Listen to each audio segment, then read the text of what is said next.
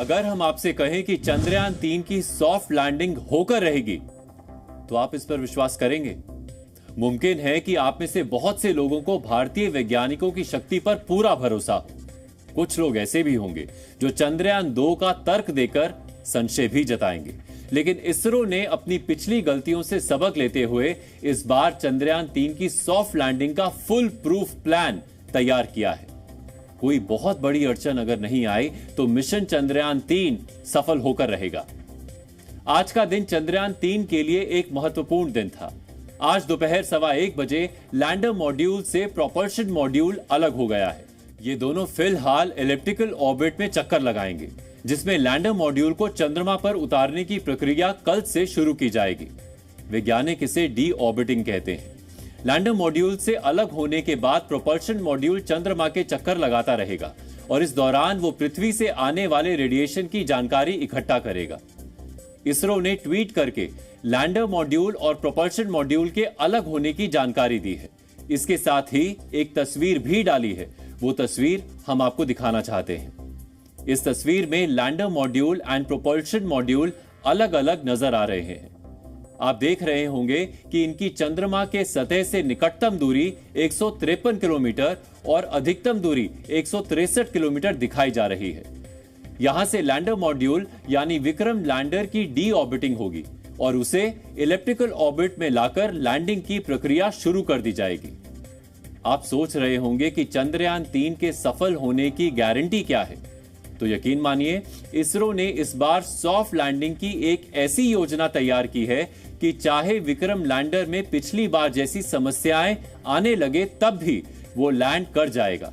आज हम आपको चंद्रयान 2 और चंद्रयान 3 का एक ऐसा तुलनात्मक विश्लेषण दिखलाएंगे जिससे आप समझ जाएंगे चंद्रयान 3 सफल कैसे होकर रहेगा। आज चंद्रयान 3 जिस स्टेज पर है, चंद्रयान 2 ने भी उस स्टेज को कामयाबी के साथ पार किया था, लेकिन वो उस अभियान की सबसे अहम चुनौती यानी सॉफ्ट लैंडिंग में चूक गया था। आपको याद होगा कि चंद्रयान 2 के समय लूनर ऑर्बिट में लैंडर मॉड्यूल और ऑर्बिटर अलग अलग किए गए थे। इसी तरह चंद्रयान 3 में भी लैंडर मॉड्यूल और प्रोपल्शन मॉड्यूल को अलग अलग किया गया है। चंद्रयान 2 में गए ऑर्बिटर का काम था विक्रम लैंडर से भेजे जा रहे डेटा को पृथ्वी तक भेजना। ठीक वैसे ही चंद्रयान 3 का प्रोपल्शन मॉड्यूल का काम होगा पृथ्वी से आ रहे रेडिएशंस की जांच करना। चंद्रयान 2 जब चंद्रमा की सतह से 30 किलोमीटर ऊपर था तो तय योजना के मुताबिक उसने सॉफ्ट लैंडिंग की प्रक्रिया शुरू कर दी थी। ठीक वैसे ही प्रक्रिया चंद्रयान 3 के साथ भी होगी। मतलब यह है कि अभी तक चंद्रयान 3 सफल रहा है, लेकिन हम सब जानते हैं कि चंद्रयान 2 चंद्रमा की सतह पर लैंड नहीं कर पाया था। इसरो ने तब मिशन चंद्रयान 2 को 95% तक कामयाब बताया था। इसीलिए इसरो ने मिशन चंद्रयान 3 का प्लान भी चंद्रयान 2 की तरह ही रखा है। लेकिन चंद्रयान 2 की सॉफ्ट लैंडिंग के अंतिम चरणों में कुछ खराबियां आ गई थी, जिसकी वजह से चंद्रयान 2 के लैंडर विक्रम ने हार्ड लैंडिंग की थी। लेकिन इस बार चंद्रयान 3 में कुछ ऐसा बदलाव किया गया है जिसकी मदद से चंद्रयान 3 हर हाल में सॉफ्ट लैंडिंग कर पाएगा। इसरो ने चंद्रयान 2 को सक्सेस बेस्ड डिजाइन पर तैयार किया था। सक्सेस बेस्ड डिजाइन का मतलब यह है कि चंद्रयान 2 अपना मिशन तभी पूरा करता जब वो चंद्रमा पर सॉफ्ट लैंडिंग करने में कामयाब होता। लेकिन इस बार इसरो ने चंद्रयान 3 को फेलियर बेस्ड डिजाइन पर तैयार किया है, यानी अगर लैंडिंग के समय कुछ गड़बड़ी होती है तो भी चंद्रयान 3 का मिशन चलता रहेगा, यानी वो काम करता रहेगा।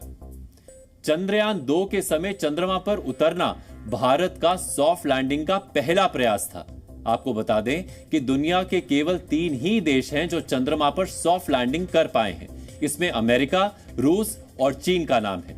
वर्ष 2019 में इसरो के पास किसी भी ग्रह पर सॉफ्ट लैंडिंग का कोई अनुभव नहीं था। इसरो ने चंद्रयान 2 की लैंडिंग साइट के लिए 500 वर्ग मीटर का क्षेत्र चुना था।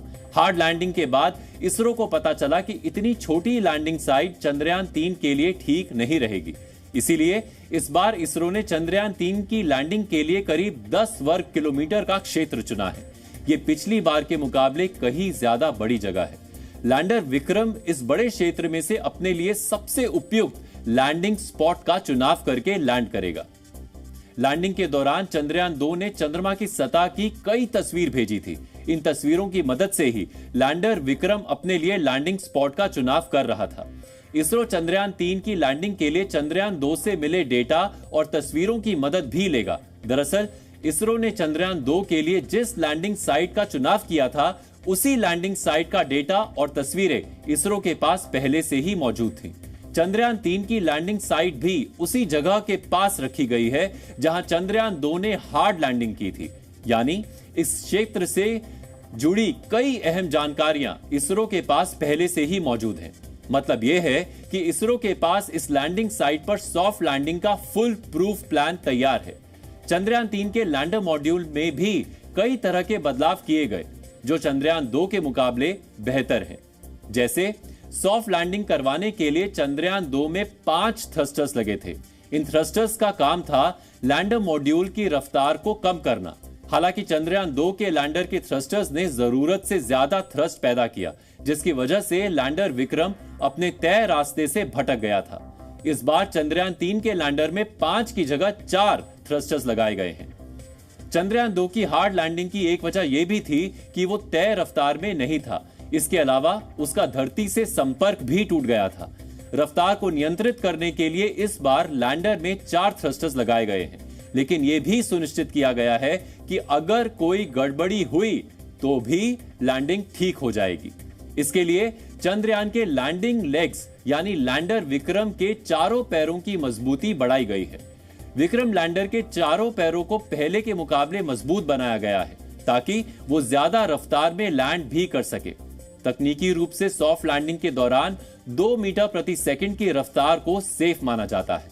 चंद्रयान 2 को इसी रफ्तार के हिसाब से लैंड करने के लिए बनाया गया था, लेकिन चंद्रयान 2 के समय रफ्तार इससे ज्यादा थी, जिसकी वजह से ठीक ढंग से लैंडिंग नहीं हो पाई थी। लेकिन इसरो ने इस बार चंद्रयान 3 को 3 मीटर प्रति सेकंड की रफ्तार से भी लैंड करने के लिए तैयार किया है। हालांकि कोशिश 2 मीटर प्रति सेकंड की रफ्तार से ही लैंड करवाने की होगी, लेकिन किसी कारणवश अगर लैंडर की रफ्तार 3 मीटर प्रति सेकंड भी रही तो भी वो ठीक ढंग से लैंड कर सकेगा।